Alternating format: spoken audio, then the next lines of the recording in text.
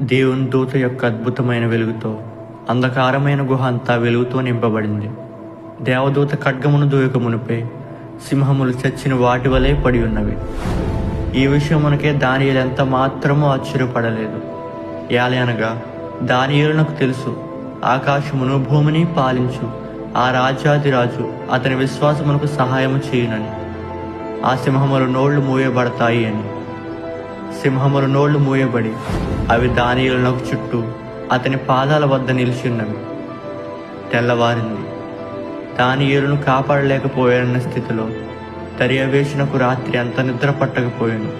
తెల్లవారుజామున రాజు వేగిరమే లేచి సింహముల గుహ దగ్గరకు త్వరపడిపోయాను. జీవము గల దేవుని సేవకుడమైన దానియేలు, నిత్యము నీవు సేవించుని దేవుడు నిన్ను రక్షింపగలిగినా? నేను నమ్మిన నా దేవుడు తన దూత నంపించి ఈ సింహముల నోళ్లు మోయించెను. రాజు ఇందును గూర్చి అతి సంతోషభరితుడై దానియేలును గుహలో నుండి పైకి తీయించెను.